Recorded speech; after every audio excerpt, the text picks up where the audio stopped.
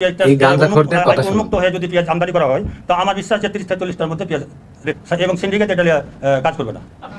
যারা কিনা কয় যে 6 মাস আগে পেঁয়াজ উঠেছে, যার 1 কেজি পেঁয়াজের মূল্য 20-22 হাজার টাকা, শুধু বেসন আর বাদ বাকি খরচ তো বাদই দিলাম।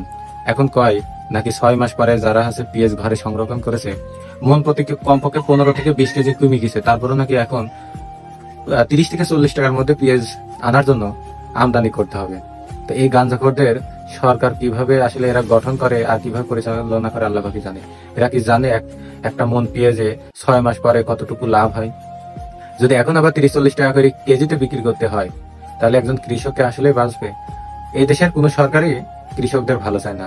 একবার ভেবে দেখুন, 80% যে দেশের মানুষ কৃষি কাজ করে, অথচ এই 80%-এর কথা ভাবেন না।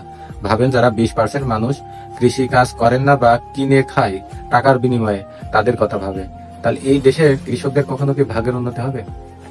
1 বিঘা পেঁয়াজ উৎপাদন করতে নিম্নে আছে 1 লক্ষ থেকে 1,20,000 টাকা পর্যন্ত খরচ হয়ে যায়।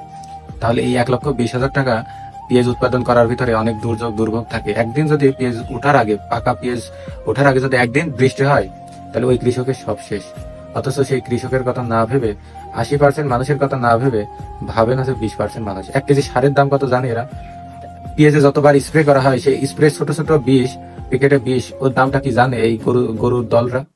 কিভাবে এই দেশ চলবে? এই দেশের মানুষগুলো যদি ঠিক মতো কৃষি আবার না করে, এই দেশের মানুষ কোথা থেকে খাবার পাবে? আবার উৎপাদন করলেও সেই কৃষকদের যদি ন্যায্য মূল্য না থাকে, কিভাবে উৎপাদন বৃদ্ধি করবে?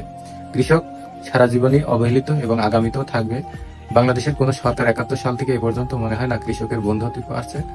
বরং কৃষকের যতটা পারে, চিন্তা করা যায়, আমাদের দেশে কয়েকদিন আগে ধান উঠলো, ফসলটা ভালো ছিল, তো 1 মণ ধানের দাম আছে 1400-1300 টাকা, আর একটা শ্রমিকের মূল্য আছে 1200 টাকা। তাহলে এই দেশে মানে উৎপাদন 4 মাস 5 মাস বাইরে যে উৎপাদন করে, তার থেকেও শ্রমিকের একদিনের মূল্য, যা সকাল 7টা থেকে দুপুর 1টা পর্যন্ত যে পরিশ্রম, এই মূল্য আছে তার থেকেও বেশি। তাহলে এই দেশের কৃষক কিভাবে বাঁচবে? তো এই গাধা গরুদের উদ্দেশ্যে একটা কথা বলতে চাচ্ছি, এরা মানে আগামীতে, এখন তো বর্তমান আছে আছে ইউনূস সরকার, যদি আগামী যে সরকারে আসুক সেই সরকারের প্রতিটা এমপি মন্ত্রীর যেন অবশ্যই কি বলবো, কৃষি কাজ করি কৃষকের যে একটা পরিশ্রম আয় ব্যয়, সেই জ্ঞানটা যেন একটা এমপি মন্ত্রীদের থাকে, তারপর যেন তারা এমপি মন্ত্রী হবার যোগ্যতা অর্জন করে। এই জ্ঞান যাদের নাই তাদেরকে অবশ্যই বাংলাদেশ সরকার গঠন করার জন্য ক্ষমতা না দেওয়া হয়, এটা আমার সবার প্রতি আহ্বান।